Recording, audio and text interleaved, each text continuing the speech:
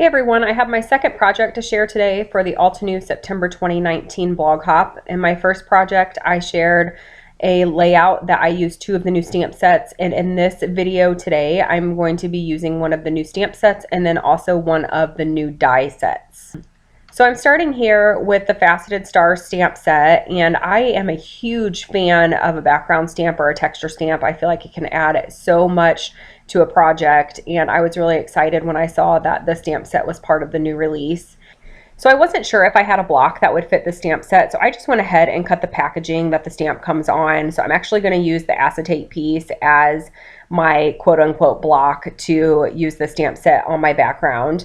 And I'm starting out by using some clear, sticky embossing ink. I think this is from the brand Stampendous, and I actually think I've had this in my stash for a number of years. I think I bought this at Archivers when Archivers was still in business, so I haven't used it super often. I don't emboss very often, very regularly, so it's lasted a really long time. And when I'm applying the stamp to my layout, I'm not being overly precise. I'm not even checking to make sure that I have that entire stamp covered with that embossing ink, because I did want it to look really abstract and random on my background. And I was okay if some of the embossing overlapped with each other. It would just make it a little bit thicker in some areas. And I was totally fine with that. I was really just going for some added texture on the background. Now I have sped this part of the video up very quickly. The whole video does not go this fast, but it took me a little while to get the stamping done on the background, and I wanted to show you how many times it took to get the amount of coverage that I'm going to have, but I didn't want to bore you either. So I've sped this up quite a bit. It will slow down in just a moment here once I have all of this embossing finished. If you've never done heat embossing, basically all you need is a sticky ink. Versamark is another brand name ink. You just apply it to your stamp, stamp it down, sprinkle it with some embossing powder, and then use a heat tool to melt the powder onto your paper. I am going to be doing an emboss resist technique today with some Distress Oxide inks just to add a lot of color to the background. So here I'm going to show this in the camera a little bit closer, slow it down a little bit. You can see the shine from that embossing. I did use white embossing powder on my background. My clear embossing powder has somehow gotten some little particles of other embossing powders mixed in with it, so it's not totally clear. So I wanted to make sure that I did have just a white finish on my embossing. So now I'm going to start coming in with a few different Distress Oxide colors. I think that I use Wilted Violet. I think I use Picked Raspberry. Pretty sure I use Seedless Preserves, Mermaid Lagoon, Peacock Feathers, and oh, my mind is drawing a blank. Cracked Pistachio. That was the last color that I used.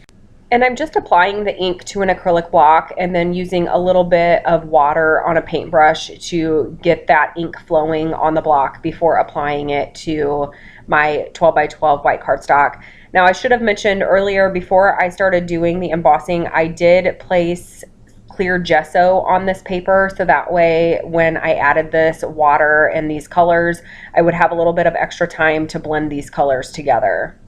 And if you watched the first video that I made for the first project as part of this blog hop, then you've already heard me say this, but I feel like I need to say it again. I do apologize for the lighting in this video.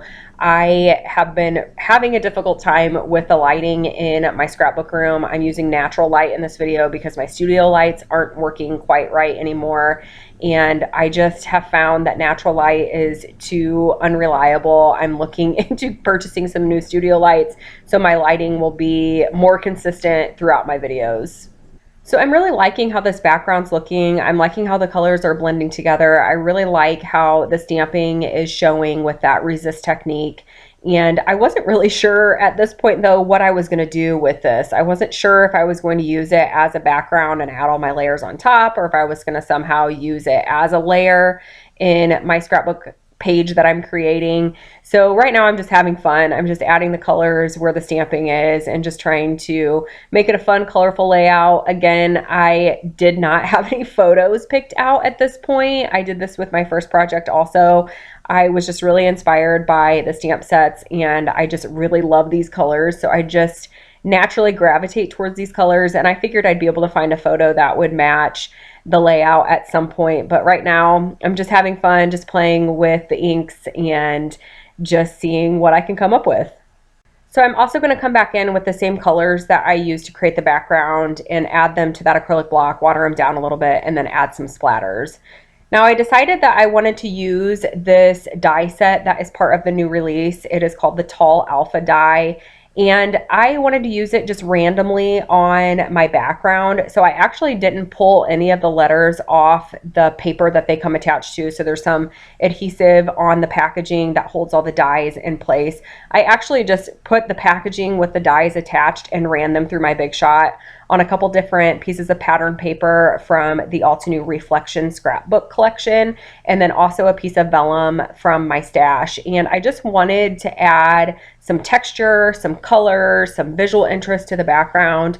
And the colors of the pattern paper matched the colors from the mixed media background that I created. So I thought it would be the perfect way to kind of fill in that background and just add all of those things that I mentioned before, the color, the texture, and just some visual interest. So what I've done is I've just kind of dumped those letters onto my background, and I am going to leave them pretty much just like that. They're not spelling anything out. You can see that they're letters, but they're more there just for the texture element for the layout. Now I ended up deciding on these photos from a zoo trip that we took last year, and my shirt matches the blue in that background that I created, and also the blue with that pattern paper really well. My son has a dark shirt on, and my husband also has a blue shirt on. So I just thought that it matched really well. And I have these, they're like origami wood veneer shapes from the Reflection Scrapbook collection that Altenew released a few years ago. And I haven't used them yet because I wasn't really sure what I would use them for. The ones that I picked for this layout are an elephant and a giraffe. And because these pictures were taken at the zoo, I thought they would be perfect to use. So I was really excited to get to use those wood veneer shapes. I think they're super fun, and I think they're just really different. And that's what I love about Altenew's products, especially their scrapbook collections. They are so unique and unlike anything else out on the market. So now my dilemma is, how am I going to get all of those individual letters adhered to the background? There were a lot of letters. I started picking them up individually and adding adhesive, and I thought, oh my goodness, this is going to take me forever to get all of these down. And then I remembered a technique that I saw on a card video that I watched once upon a time a few years ago. I think it was Jennifer McGuire. And if I remember correctly, I think her husband actually was one of the inventors of this press and seal. So I just grabbed this press and seal from my kitchen, and I tore off a size that was roughly the same size as my 12 by 12 background. I placed the press and seal onto all of those letters and just really rubbed pretty hard with my hand to make sure that they were going to stick to the press and seal. I flipped the paper upside down and then pulled the paper loose from the press and seal, which you're going to see in just a moment here. And I'm just gluing the letters down half at a time. So I'm going to start with the bottom half, and now I'm going to go ahead and go up to the top half. So I'm going to flip the paper upside down in just a moment. I had a few letters that didn't get any glue on them, so I'm just adhering any that didn't stick. So I flip the paper upside down, add my liquid adhesive to as many letters as I can, and then I'm going to come back in and lay my 12 by 12 piece of paper on top of this press and seal. Because I cut the press and seal to roughly the same size as my background, I was able to just lay the paper onto the press and seal. I didn't have to worry about getting it in the right place, since I was just matching the edges up of the press and seal with my 12 by 12 piece of paper. So same thing now, I'm just peeling that press and seal off my background. And there's going to be a few that pull free that I didn't get adhesive on. No biggie. I can add the adhesive onto those. Way easier doing it this way than having to try to glue down each of those individual letters. It would have taken me forever to get these glued down. So this was a great technique and a great trick. I'm glad that I remembered it when I was trying to adhere these letters down. All right, so now that all those letters are put down, I'm going to start assembling the layout. And I did pull out a few other things from the Altenew Live Your Dream Scrapbook collection. So I have a chipboard piece and then also some die cuts. I'm going to use that pink rectangle at the bottom to add just a little bit of journaling. And it said, I think it said party girl on it or something, life of the party or something like that. on that little piece. So I actually tore off that portion of that die cut and then just used an edge distressor to distress the edges just to add a little bit more texture. I am going to bring in a couple of these acetate pieces. They remind me of little bubbles and they match the colors really well. And I'm just going to add one to the top left and one to the bottom right. I'm trying to mimic the embellishments that I'm using on the top and the bottom, trying to make it look even and just to help your eye kind of dance from the top to the bottom and make your way across the photos. I will also add in some of those wood epoxy buttons, and I think that those are all from the Reflection Scrapbook collection. Now I've reprinted my photos because the first two photos that I was going to use, I thought they were a little too large and I wanted to see how I felt about having smaller photos on the layout. So they're the exact same pictures. I use PicMonkey to create my collages to print multiple prints, and then I print them using my selfie printer. And I'm putting them on the background. I'm going to pull this sticker from the Reflection Scrapbook collection. It says all aboard, which I thought was fitting since we are on the train at the zoo. And now I'm just going to start adhering a few things down. I added some dimensional tape behind the word cherish just to pop it off the layout a little bit. And I'm going to add my journaling to this little rectangle. And it's just going to be really simple. I think I put on the train at the zoo and then the month and the year. Now this die cut does have a little bit of a slick surface. So I did set that aside to let it dry before I touched it. I wanted to make sure the ink was completely dry so I didn't smudge it.